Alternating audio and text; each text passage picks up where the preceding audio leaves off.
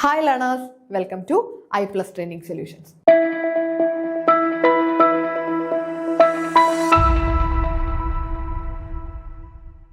ഇപ്പോൾ നമ്മളുടെ Kerala financial corporation assistant question ഡിസ്കഷന്റെ ലാസ്റ്റ് പാർട്ടാണ്. അതായത് നമ്മുടെ പ്രീവിയസ് ഇയറിലെ ക്വസ്റ്റ്യൻസ് മെജോറിറ്റിയും നമ്മൾ കഴിഞ്ഞ ക്ലാസ്സുകളിലായിട്ട് പറഞ്ഞു പോയി. ഇന്നത്തെ ഒരു ക്ലാസ് കൊണ്ട് ആ ഒരു 80 ചോദ്യങ്ങൾ, മൊത്തം 100 ചോദ്യത്തില് 80 ചോദ്യമായിരുന്നു കൊമേഴ്സിന്റെ ഏരിയയിൽ നിന്ന് ചോദിച്ചിട്ടുണ്ടായിരുന്നത്. പിന്നെയുള്ള 20 ചോദ്യങ്ങൾ GKയും കറണ്ട് അഫയേഴ്സും അതേപോലെ തന്നെ ഇംഗ്ലീഷ്, ജനറൽ ഇംഗ്ലീഷുമായിരുന്നു. എന്നാൽ നമ്മുടെ ഈ കറണ്ട് പുതിയ സിലബസ് പ്രകാരം ആ ഒരു GK ഇംഗ്ലീഷ് പോർഷൻ ഒക്കെ എടുത്ത് മാറ്റിയിട്ടുണ്ട്. 100 മാർക്കിനും ചോദിക്കുന്നത് നമ്മളുടെ കൊമേഴ്സിൽ നിന്നുമുള്ള ചോദ്യങ്ങൾ തന്നെയാണ്. It is A great opportunity. നമുക്കൊരു വലിയ ഓപ്പർച്യൂണിറ്റി അല്ലേ അത്.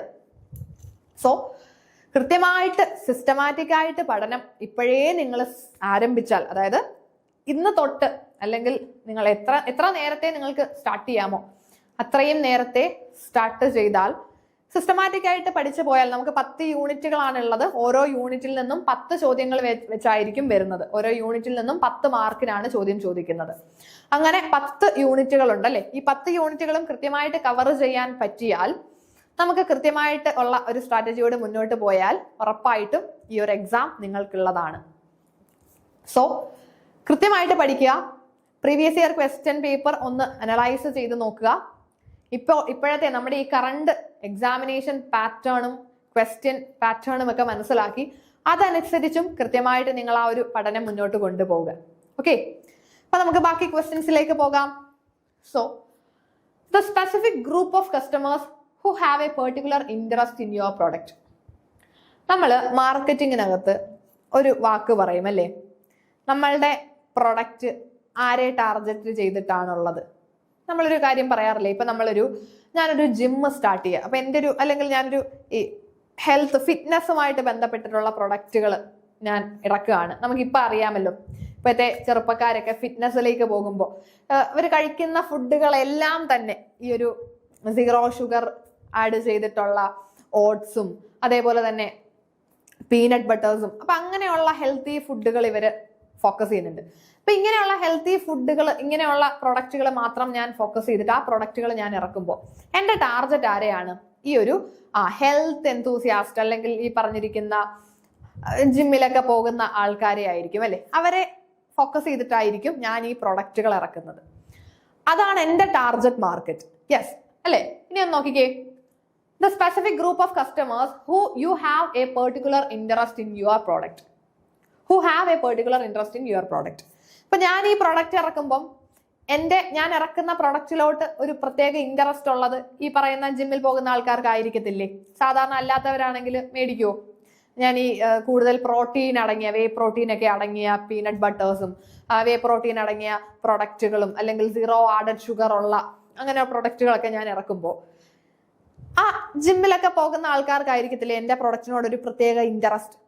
അവരല്ലേ എന്റെ ടാർഗറ്റ് മാർക്കറ്റ്. സോ അങ്ങനെയുള്ളവരെ നമുക്ക് എന്ത് പറയാം? ടാർഗറ്റ് മാർക്കറ്റ് എന്ന് പറയാം അല്ലേ.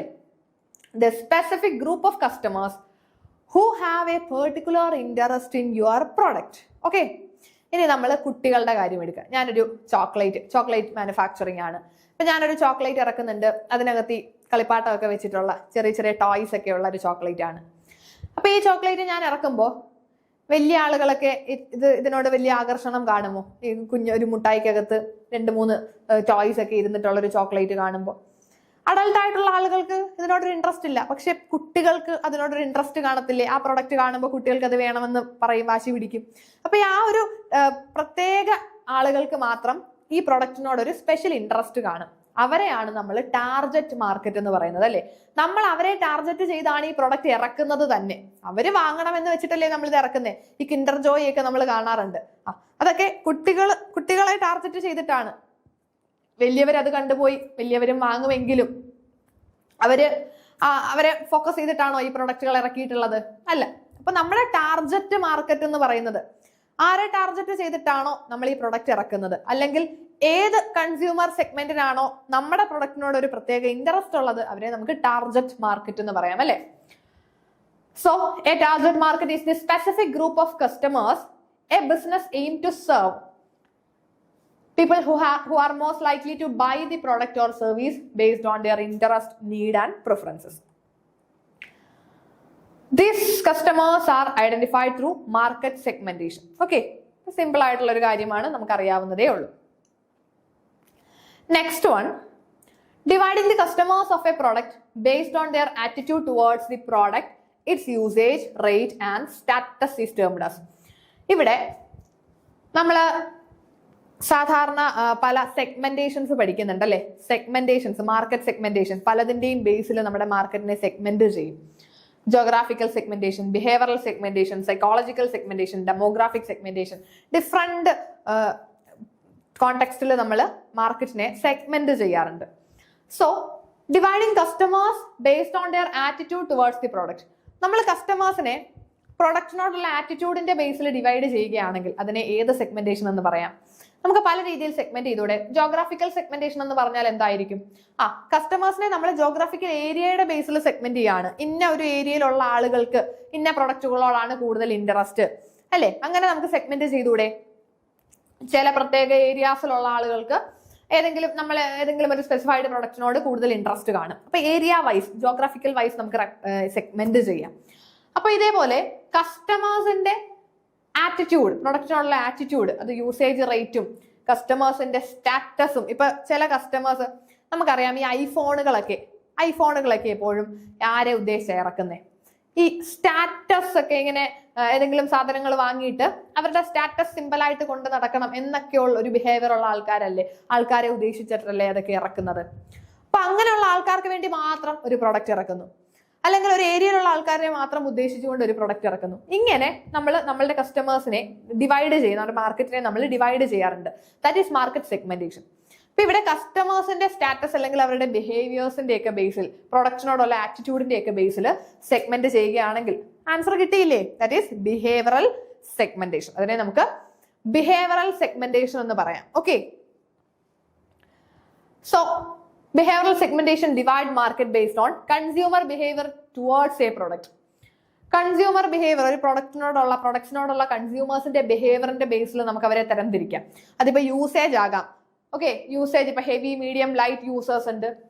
Purchase occasion, brand loyalty, benefits, ഇങ്ങനെ ഒരു കസ്റ്റമറുടെ ബിഹേവിയറിന്റെ ബേസിൽ അവരെങ്ങനെ പെർസീവ് ചെയ്യുന്നു, അല്ലെങ്കിൽ ആ പ്രൊഡക്റ്റിനോടുള്ള അവരുടെ ആറ്റിറ്റ്യൂഡിന്റെ ഒക്കെ ബേസിൽ കസ്റ്റമേഴ്സിനെ ഡിവൈഡ് ചെയ്യുന്നതിനെ നമുക്ക് ബിഹേവിയറൽ സെഗ്മെന്റേഷൻ എന്ന് പറയാം. ഓക്കെ, നമുക്ക് നെക്സ്റ്റ് ക്വസ്റ്റ്യൻ നോക്കാം. A paid non personal communication designed to create an awareness of a product or company. ഇതെന്താണ് അതിനെ പറയുന്ന പേര്? സിമ്പിൾ ക്വസ്റ്റ്യൻ ആണ് അല്ലേ? കുറച്ച് വാക്കുകൾ ശ്രദ്ധിക്കണം. ഒന്ന്, പെയ്ഡ്, നോൺ പേഴ്സണൽ കമ്മ്യൂണിക്കേഷൻ ആണ്, ടു ക്രിയേറ്റ് അവയർനെസ്. ഈ മൂന്ന് കാര്യങ്ങൾ മാത്രം നോക്കിയാൽ മതി. പെയ്ഡ് ആണ്, അതേപോലെ തന്നെ നോൺ പേഴ്സണൽ കമ്മ്യൂണിക്കേഷൻ ആണ്. നേരിട്ട് ഒരാളോട് പോയി കമ്മ്യൂണിക്കേറ്റ് ചെയ്യുകയല്ല, ഡയറക്റ്റ് ആയിട്ട് പേഴ്സണലി പോയി കമ്മ്യൂണിക്കേറ്റ് ചെയ്യുകയല്ല. എന്തിനു വേണ്ടി ഈ കമ്മ്യൂണിക്കേഷൻ നടക്കുന്നത്? To create an awareness of the company, നമ്മളുടെ കമ്പനിയെ പറ്റി മറ്റുള്ളവരിലേക്കൊന്ന് അറിയിക്കാൻ, ഒരു അവയർനെസ് കൊണ്ടുവരാൻ വേണ്ടിയിട്ട് നമ്മൾ നടത്തുന്ന കമ്മ്യൂണിക്കേഷനെ എന്തായിട്ട് പറയാം? Branding, labelling, advertising, all of these. ഏതാണ്? ഓൾ ഓഫ് ദീസ് ആണോ? ബ്രാൻഡിങ് എന്ന് പറഞ്ഞാൽ എന്താ? അല്ലെങ്കിൽ ലേബലിംഗ് എന്താണ്? ഇതൊക്കെ paid, non personal communication, to create an awareness, ഇതൊക്കെ എല്ലായ്പ്പോഴും ശരിയായിട്ട് വരുന്നുണ്ടോ? ഇപ്പൊ ലേബലിംഗ് എന്ന് പറഞ്ഞാൽ എന്താ? ലേബലിംഗ്, നമ്മൾ പ്രൊഡക്റ്റുകളിൽ ലേബൽ വെക്കുന്നത് നമ്മളുടെ പ്രൊഡക്റ്റിന്റെ ഡീറ്റെയിൽസ് മറ്റുള്ളവർക്ക് അറിയാൻ വേണ്ടിയിട്ടായിരിക്കും അല്ലേ? അത് പെയ്ഡ് ആകണമെന്നുണ്ടോ? നമ്മളിപ്പം ഒരാൾക്ക് പൈസയൊക്കെ കൊടുത്തിട്ടാണോ ലേബലിംഗ് ചെയ്യിക്കുന്നത്? ആക്ച്വലി ഇവിടെ ഏറ്റവും സ്യൂട്ടബിൾ ആയിട്ട് നമുക്ക് എടുക്കാൻ പറ്റുന്നത്, സിംപ്ലി നമുക്ക് ആൻസർ ചെയ്യാൻ പറ്റുന്നത് ഏതാണ്? അഡ്വർടൈസിംഗ് ആണ് അല്ലേ? അഡ്വർടൈസിംഗ് അല്ലേ നമ്മളുടെ പെയ്ഡ് നോൺ പേഴ്സണൽ കമ്മ്യൂണിക്കേഷൻ. നമ്മുടെ കമ്പനിയെ പറ്റി മറ്റുള്ളവരിലേക്ക് ഒരു അവയർനെസ് കൊണ്ടുവരാനായിട്ട് നമ്മൾ നടത്തുന്ന ഒരു കമ്മ്യൂണിക്കേഷൻ മെത്തേഡ്, അല്ലെങ്കിൽ പല പ്രൊമോഷണൽ മെത്തേഡ്സ് ഒക്കെ നമ്മൾ പഠിക്കാറുണ്ടല്ലേ? പ്രൊമോഷൻസ് പഠിക്കാറുണ്ട്. അപ്പോൾ അഡ്വർടൈസിംഗ് എന്ന് പറഞ്ഞാൽ പെയ്ഡ് ആണ്, നമ്മൾ പൈസ കൊടുത്തല്ലേ നമ്മളുടെ കമ്പനിയെ പറ്റി പരസ്യം ചെയ്യിക്കുന്നത്. നോൺ പേഴ്സണൽ ആണ്. അഡ്വർടൈസ്മെന്റ് നടത്തുമ്പോൾ ഒരാളോട് നേരിട്ട് പോയിട്ട് ഒരാളെ മാത്രം ഫോക്കസ് ചെയ്ത്, അല്ലെങ്കിൽ ഒരാളോട് പോയി നേരിട്ട് പറയുകയാണോ? അല്ല, അത് നമ്മൾ ഏതെങ്കിലും ഒരു മീഡിയ വഴി, സോഷ്യൽ മീഡിയയിൽ കൂടിയോ, ടെലിവിഷനിൽ കൂടിയോ, ന്യൂസ് പേപ്പേഴ്സിൽ കൂടിയോ, നോട്ടീസുകളിൽ കൂടിയോ, ഫ്ലയേഴ്സിൽ കൂടിയോ ഒക്കെ നമുക്ക് എന്ത് ചെയ്യാം? അഡ്വർടൈസ്മെന്റുകൾ നടത്താം അല്ലെ?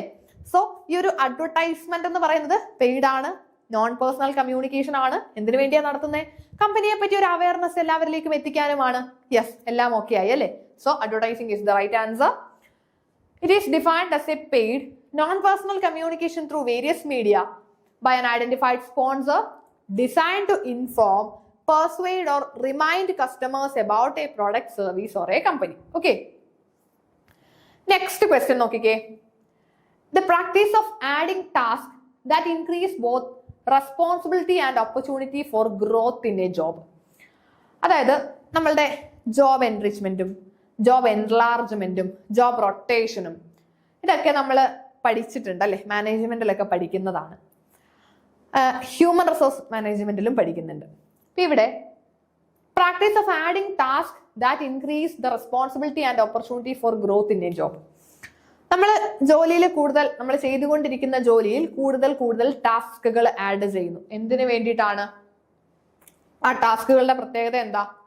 That increase responsibility and opportunity for growth. ആ ടാസ്കുകൾ ആ ഒരു എംപ്ലോയിക്ക് കൂടുതൽ റെസ്പോൺസിബിലിറ്റിയും അതേപോലെ തന്നെ ഗ്രോത്ത് ഓപ്പർച്യൂണിറ്റീസും കൊടുക്കുന്ന തരത്തിലുള്ള ടാസ്കുകളാണ് നമ്മൾ ആ ജോലിയോടൊപ്പം ആഡ് ചെയ്യുന്നത്. ഇപ്പൊ നമ്മൾ ഇത്രയും നാൾ ചെയ്തുകൊണ്ടിരുന്ന ജോലി, അതിന് പുറമെ ആ ജോലിയുടെ കൂടെ മറ്റ് അഡീഷണൽ ടാസ്കുകളും കൂടെ നമുക്ക് കിട്ടുകയാണ്. ഈ ടാസ്ക് എന്ന് പറയുന്നത്, ഈ കൂടുതൽ കിട്ടുന്ന അഡീഷണൽ ടാസ്ക് നമ്മളിൽ ഒരു റെസ്പോൺസിബിലിറ്റിയും വരുത്തുന്നുണ്ട്, അതേപോലെ നമുക്ക് ഫ്യൂച്ചർ ഗ്രോത്ത് ഓപ്പർച്യൂണിറ്റീസും ഉണ്ടാകുന്നുണ്ടെങ്കിൽ ആ പ്രോസസ്സിനെ പറയുന്ന പേരെന്താണ്? ജോബ് എൻറിച്ച്മെന്റ് ആണ് അല്ലെ? നമ്മുടെ ജോബിനെ കുറച്ച് എൻറിച്ച് ചെയ്യുകയാണ്, കുറച്ചുകൂടെ ഒന്ന് റിച്ച് ആക്കുകയാണ് അല്ലെ എൻറിച്ച് ചെയ്യുക എന്ന് പറയുമ്പോൾ. അപ്പൊ നമ്മൾ ചെയ്തുകൊണ്ടിരിക്കുന്ന ആ ഒരു ക്ലീശേ ജോലി, അതിൽ നിന്നും കുറച്ച് അഡീഷണൽ ആയിട്ടുള്ള ടാസ്കുകളൊക്കെ വരുത്തി അതുവഴി നമുക്കും ഗ്രോത്ത് ഓപ്പർച്യൂണിറ്റീസ് ഒക്കെ ഉണ്ടെങ്കിൽ അതിനെ നമുക്ക് ജോബ് എൻറിച്ച്മെന്റ് എന്ന് പറയാം അല്ലെ?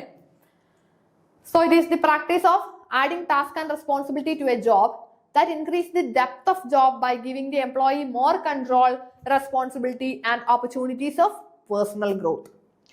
It focuses on motivating employee by enhancing the quality of job. അത് ജോബിനെ ഒന്ന് എൻറിച്ച് ചെയ്യുകയാണ്.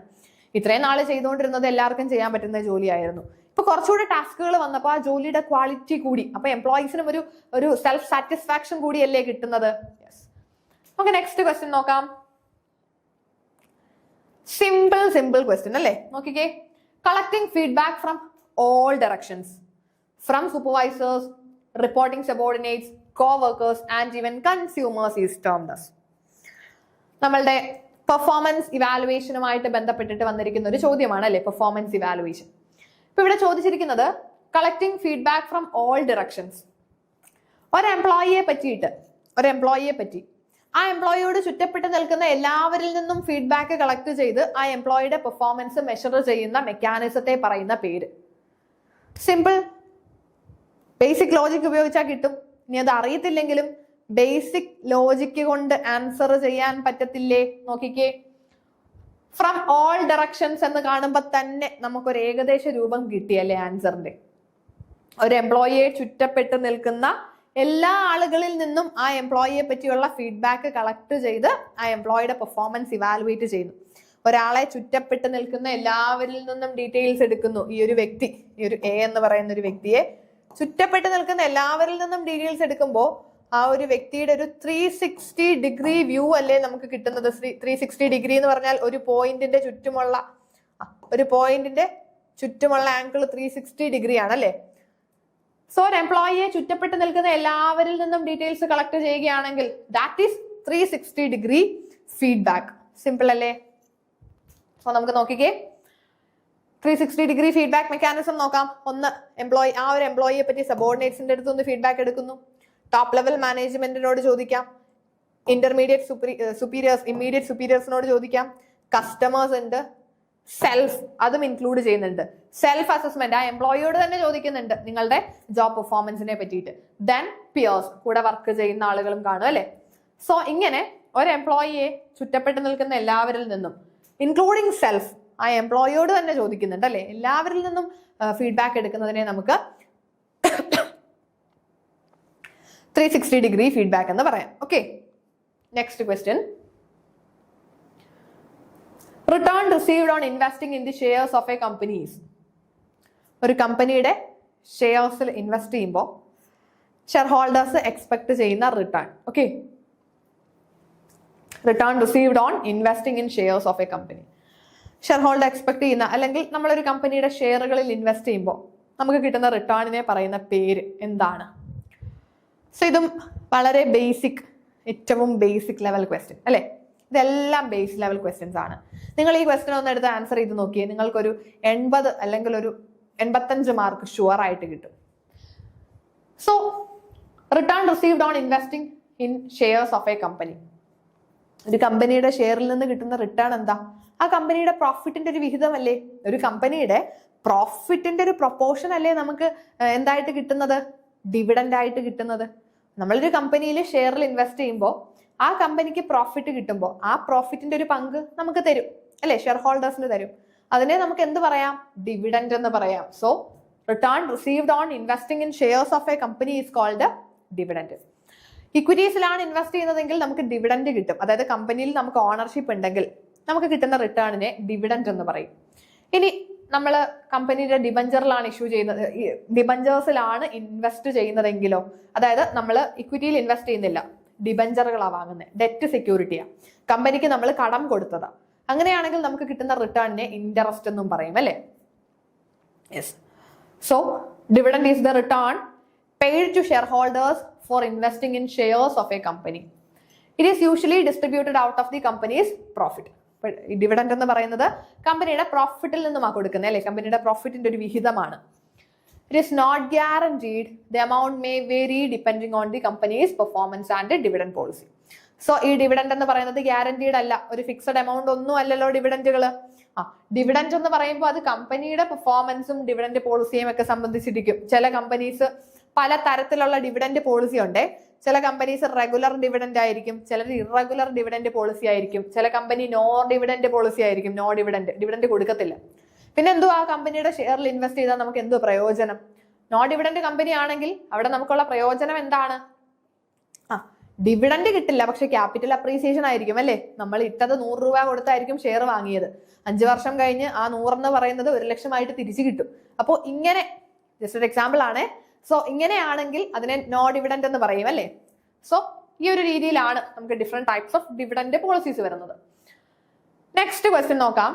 The set of exclusive right granted by a government to an investor or assignee for a limited period of time in exchange for a public disclosure of innovation. ഇവിടെ നിങ്ങൾ വലിയ ബുദ്ധിമുട്ടിലേക്കൊന്നും പോകണ്ട, ഈ ഒരൊറ്റ വാക്ക് നോക്കിയാൽ മതി, ഇന്നോവേഷൻ. നോക്കിക്കേ,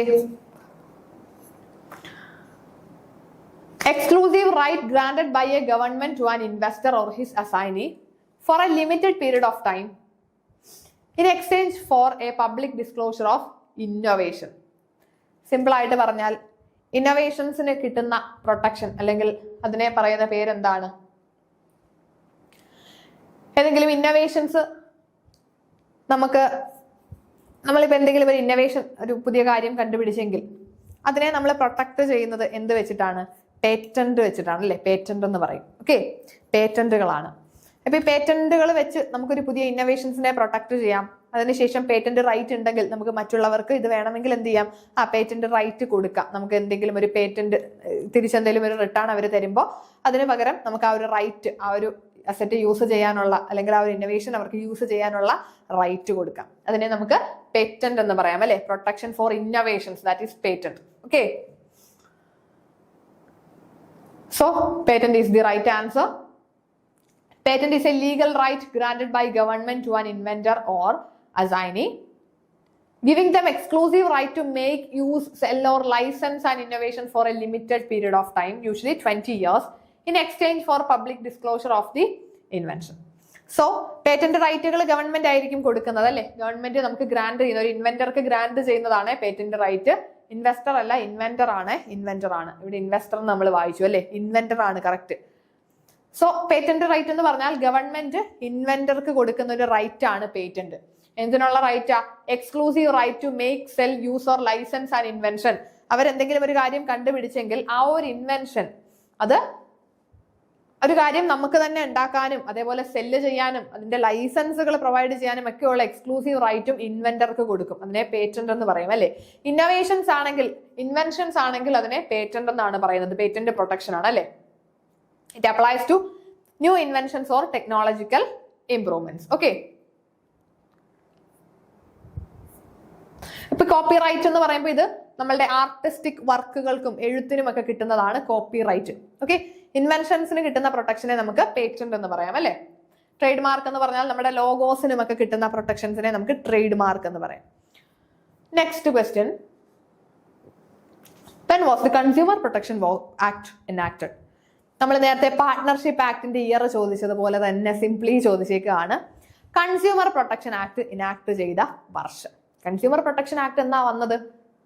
സിമ്പിൾ ക്വസ്റ്റ്യൻ ആണ്. നമുക്ക് കൺസ്യൂമർ പ്രൊട്ടക്ഷൻ ആക്ടിന്റെ ഇയർ കൃത്യമായിട്ട് പഠിച്ചു വെച്ചിട്ടുണ്ടെങ്കിൽ നേരെ ആൻസറിലേക്ക് വരാം. 1986 ആണ് അല്ലെ കൺസ്യൂമർ പ്രൊട്ടക്ഷൻ ആക്ട്. 1986 വന്നിട്ടുള്ളത്. ഇങ്ങനെ ഈ ആക്ടിൽ നിന്നുമൊക്കെ നിങ്ങൾക്ക് ഇയർ ഒന്നും അല്ല ചോദിക്കുന്നത്. ഇനി ചോദിക്കുമ്പോൾ ഇയർ ഒന്നും ആയിരിക്കത്തില്ല കേട്ടോ. ഇനി ചിലപ്പോൾ അതിനകത്ത് സെക്ഷൻസ് വരാം, അല്ലെങ്കിൽ ഓരോന്നിന്റെ പല ആക്ടുകൾക്കകത്തും കമ്പനി ലോയിൽ അല്ലെങ്കിൽ നമ്മുടെ ബിസിനസ് ലോയിൽ പല ആക്ടുകളുടെയും അതിനകത്ത് വീണ്ടും ഇപ്പൊ കോൺട്രാക്ട് ആക്ട് എടുത്താൽ കോൺട്രാക്ട് ആക്ടിനകത്ത് വീണ്ടും നമുക്ക് പല കാര്യങ്ങളും വരുന്നുണ്ട്. ഇപ്പൊ എക്സെപ്ഷൻസ്, പല കാര്യങ്ങളുള്ള എക്സെപ്ഷൻസ് ഉണ്ട്, എന്തെങ്കിലും സ്പെഷ്യൽ കേസുകൾ ഉണ്ട്, അതെല്ലാം പഠിച്ചു വെക്കണം. ഓക്കെ, കൺസ്യൂമർ പ്രൊട്ടക്ഷൻ ആക്ട് 1986 വന്നിട്ടുള്ളത്. എന്തിനു വേണ്ടിയിട്ടാണ് ഈ ഒരു കൺസ്യൂമർ പ്രൊട്ടക്ഷൻ ആക്ട് വന്നിട്ടുള്ളത്? നമുക്കറിയാം, protection to the interest of consumers, protect the interest of consumers, provide quick and effective redressal of consumer grievances, കൺസ്യൂമേഴ്സിന്റെ പരാതികൾക്ക് ഒരു effective redressal mechanism, establish consumer council and redressal forum at district, state and national levels. 3 ലെവലിലായിട്ടുള്ള consumer കൗൺസിൽസും redressal ഫോറംസും ഒക്കെ ചെയ്തിട്ടുണ്ട്, forums ഒക്കെ build ചെയ്തിട്ടുണ്ട്. അത് നമുക്കറിയാം, നമ്മൾ കൺസ്യൂമർ പ്രൊട്ടക്ഷൻ ആക്ടിനകത്ത് പഠിക്കുന്നതാണ് 3 ലെവൽ കൺസ്യൂമർ ഗ്രീവൻസ് മെക്കാനിസം ഒക്കെ. ഓക്കെ, നമുക്ക് നെക്സ്റ്റ് ക്വസ്റ്റ്യനിലേക്ക് പോകാം. What is A full form of BPO? ഇതൊക്കെ ക്വസ്റ്റ്യൻ ആണോ എന്ന് തോന്നി പോകുന്നു അല്ലെ. അത്രയും എന്താ പറയാ, ഒരു എക്സാമിന് അല്ലെങ്കിൽ ഒരു കോമ്പറ്റീറ്റീവ് എക്സാമിന് വരുന്ന ഒരു ചോദ്യം എന്ന് പറയുമ്പോൾ ഇത്രയും സിമ്പിൾ ക്വസ്റ്റ്യൻസ് നമുക്ക് അത്ഭുതമാണ്. ഇത്രയും സിമ്പിൾ ക്വസ്റ്റ്യൻസ് കാണുന്നത് അല്ലെ. ഇത്രയും സിമ്പിൾ ക്വസ്റ്റ്യൻസ് ആകുമോ എന്നൊരു ചോദ്യമാണ്. സോ ഇത് പ്രീവിയസ് ഇയറിലെ ക്വസ്റ്റ്യൻ ആണ്. What is the full form of BPO? BPOയുടെ ഫുൾ ഫോം ആർക്കാ അറിയാത്തെ? BCom പഠിച്ച കുട്ടികൾക്ക് BPOയുടെ ഫുൾ ഫോം അറിയാതിരിക്കുമോ? എല്ലാവർക്കും അറിയാവുന്നതല്ലേ. ഏതാ? Business protection office, business problems and opportunity, big profit organisation, business process outsourcing, business process outsourcing, അതല്ലേ BPO എന്ന് പറയുന്നത്. So it refers to the practice of contracting non core business task to third party service providers.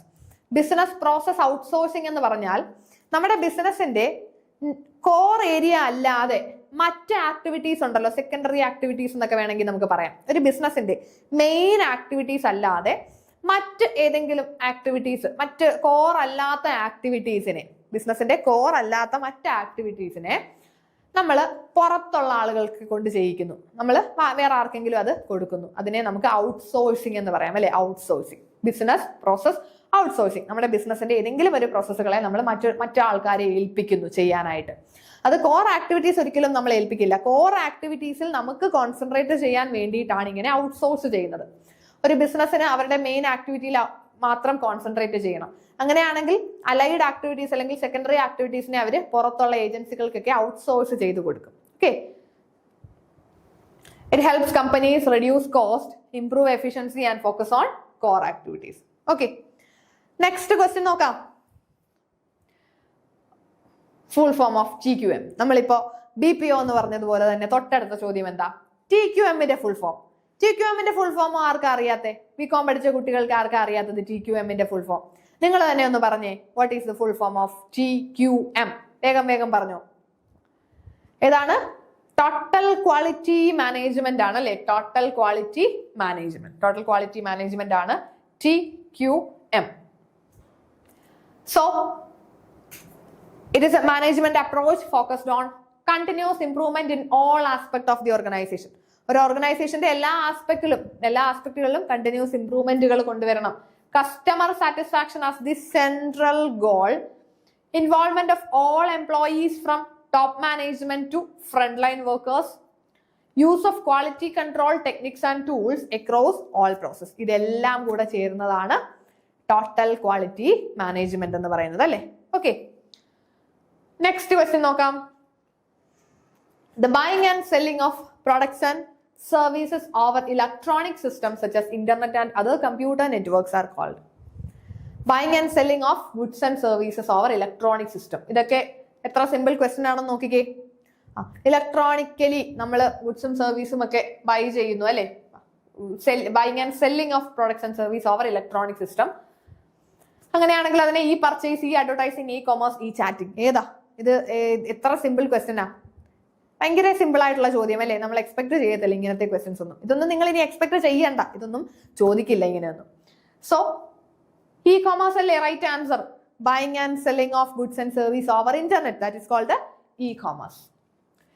It refers to the buying and selling of goods and service over the internet and other electronic network. It includes online shopping, online banking, online ticket booking, digital payment service. ഇതെല്ലാം എന്തിൽ വരുന്നതാണ്? ഈ കൊമേഴ്സിൽ include ചെയ്യുന്നുണ്ട് അല്ലേ. Okay, then last question. A market where all kinds of financial instruments are bought and sold. Financial instruments വാങ്ങുകയും വിൽക്കുകയും ചെയ്യുന്ന മാർക്കറ്റിനെ നമുക്ക് എന്ത് പറയാം? Credit market, financial market, bond market, derivative market. ഏതാണ്? അതും നമുക്ക് സിമ്പിൾ ആയിട്ട് ആൻസർ ചെയ്യാം അല്ലേ. ഏതായിരിക്കും? Financial market. ഫിനാൻഷ്യൽ മാർക്കറ്റ് അല്ലേ. ഫൈനാൻഷ്യൽ ഇൻസ്ട്രുമെന്റുകൾ ബൈങ് ആൻഡ് സെല്ലിംഗ് നടക്കുന്ന മാർക്കറ്റിനെ ഫൈനാൻഷ്യൽ മാർക്കറ്റ് എന്നല്ലേ പറയുന്നത്. ക്രെഡിറ്റ് മാർക്കറ്റ് എന്ന് പറഞ്ഞാൽ എന്താണ്? Market for debt instruments. Debt ഇൻസ്ട്രുമെന്റ്സിന്റെ ബൈങ് ആൻഡ് സെല്ലിംഗ് ആയിരിക്കും ക്രെഡിറ്റ് മാർക്കറ്റിൽ നടക്കുക. ദെൻ ബോണ്ട് മാർക്കറ്റും ഡെറിവേറ്റീവ് മാർക്കറ്റും ഒക്കെ ആ ഒരു കൺസേൺഡ് അസറ്റിൽ അല്ലെങ്കിൽ ആ ഒരു സെക്യൂരിറ്റീസിൽ മാത്രമായിരിക്കും ഫോക്കസ് ചെയ്യുന്നത്. ഡെറിവേറ്റീവ് മാർക്കറ്റ് എന്ന് പറഞ്ഞാൽ ഡെറിവേറ്റീവ്സിൽ ഫോക്കസ് ചെയ്യുന്നതാണ്. ഫോർവേഡും ഫ്യൂച്ചേഴ്സും ഓപ്ഷൻസും സ്വാപ്സും ഒക്കെ ഉണ്ടല്ലോ, ഡെറിവേറ്റീവ്സ് ഉണ്ട് അല്ലേ. സോ ഈ ഡെറിവേറ്റീവ്സിനെ പറ്റിയൊക്കെ കൃത്യമായിട്ട് നിങ്ങളൊന്ന് പഠിച്ചു വെക്കുക. ദെൻ ഇത്രയും ക്വസ്റ്റ്യൻസ് ആണ് പ്രീവിയസ് ഇയറിൽ നമ്മളുടെ കൊമേഴ്സിന്റെ ഏരിയയിൽ നിന്നും കഴിഞ്ഞ പ്രാവശ്യത്തെ എക്സാമിന് ചോദിച്ചിട്ടുണ്ടായിരുന്നത്. അപ്പൊ ഇത്രയും ക്വസ്റ്റ്യൻസിന്റെ ഒരു അനാലിസിസ് കണ്ടപ്പോൾ നിങ്ങൾക്ക് ഒരു ഏകദേശം ഐഡിയ കിട്ടി കാണും. പക്ഷെ ഈ ഐഡിയ അല്ല, നമ്മളുടെ സിലബസ് ചേഞ്ച് ആയിട്ടുണ്ട്. ഇപ്രാവശ്യത്തെ സിലബസിൽ മാറ്റം വന്നിട്ടുണ്ട്. സിലബസിന്റെ കൃത്യമായിട്ട് സിലബസ് ഓവർവ്യൂ നമ്മൾ ഇട്ടിട്ടുണ്ട്. ആ ക്ലാസ്സുകൾ ഒന്ന് കണ്ടു നോക്കുക. അപ്പൊ കൃത്യമായിട്ടുള്ള സിലബസ് മനസ്സിലാക്കി പഠിക്കണം. ഈ കഴിഞ്ഞ എക്സാമിനുള്ള കാര്യങ്ങളൊന്നും ആയിരിക്കത്തില്ല, ഈ ചോദിച്ചതൊന്നുമല്ല. സിലബസിൽ പുതിയ പുതിയ ഭാഗങ്ങൾ ആഡ് ചെയ്തിട്ടുണ്ട് അല്ലെ. നമ്മുടെ ഇൻകം ടാക്സും അതേപോലെ തന്നെ ലീഗൽ ആസ്പെക്ട്സ് ഓഫ് ബിസിനസ്സും മാനേജറിയൽ എക്കണോമിക്സും ഒക്കെ സിലബസിനകത്തുണ്ട്. അപ്പൊ അതൊക്കെ അനുസരിച്ച് കൃത്യമായിട്ട് പഠിക്കണം. അതേപോലെ തന്നെ ഒരു ഡീറ്റെയിൽഡ് സ്റ്റഡി വേണം. ഇതൊക്കെ എന്താണ്, ഡെഫിനിഷൻസ്, ഇയർ, ഇത് മാത്രം ഒന്നും അറിഞ്ഞിരുന്നിട്ട് കാര്യമില്ല. ഇപ്പൊ ഈ ഒരു കോമ്പറ്റീറ്റീവ് ആയിട്ടുള്ള ഒരു എൻവയോൺമെന്റിൽ പഠിക്കുമ്പോൾ എപ്പോഴും കൃത്യമായിട്ട് ഡീറ്റെയിൽഡ് ആയിട്ട് പഠിക്കാം. സോ ഡീറ്റെയിൽഡ് ആയിട്ട് കൃത്യമായിട്ട് പഠിച്ചാൽ ഉറപ്പായിട്ടും നിങ്ങൾക്കും ഈ ഒരു എക്സാം ക്രാക്ക് ചെയ്യാനായിട്ട് പറ്റും. ഈ ഒരു ക്വസ്റ്റ്യൻ ഡിസ്കഷൻ സീരീസുകൾ നിങ്ങൾക്ക് ഹെൽപ്ഫുൾ ആയി എന്ന് വിശ്വസിക്കുന്നു. നമുക്ക് ഇനിയും ഇതുമായിട്ട് റിലേറ്റ് ചെയ്തിട്ടുള്ള കുറച്ചധികം ക്വസ്റ്റ്യൻസ് കൂടെ ഇനി നമുക്ക് പുതിയ പാറ്റേൺ അനുസരിച്ചിട്ടുള്ള ക്വസ്റ്റ്യൻസ് നോക്കാം. ഓക്കെ, ഇത് നമ്മൾ പ്രീവിയസ് ഇയർ ക്വസ്റ്റ്യൻസ് ആണല്ലോ നോക്കിയത്. ഇനി നമുക്ക് ഈ മാറിയ എക്സാം പാറ്റേൺ അനുസരിച്ച് സ്റ്റേറ്റ്മെന്റ് ടൈപ്പ് ക്വസ്റ്റ്യൻസ് കൂടെ ഒന്ന് പരിചയപ്പെടണ്ടേ? നിങ്ങൾക്ക് സ്റ്റേറ്റ്മെന്റ് ടൈപ്പ് ക്വസ്റ്റ്യൻസ് കൂടെ ഒന്ന് അറിഞ്ഞാലല്ലേ എക്സാം പാറ്റേൺ അല്ലെങ്കിൽ എക്സാമിന് പോകുമ്പോൾ ഈ കണ്ടതൊന്നും അല്ലല്ലോ വന്നേക്കുന്നേ എന്ന് ചിന്തിക്കരുതല്ലോ. സോ ഇനി നമുക്ക് നെക്സ്റ്റ് ക്ലാസ്സുകളിലായിട്ട് പുതിയ പാറ്റേൺ അനുസരിച്ചിട്ടുള്ള ക്വസ്റ്റ്യൻസ് കൂടെ ഒന്ന് വർക്ക്ഔട്ട് ചെയ്ത് നോക്കാം. ഈ സെഷൻസ് നിങ്ങൾക്ക് ഹെൽപ്ഫുൾ ആയിരുന്നു എന്ന് വിശ്വസിക്കുന്നു. Thank you all.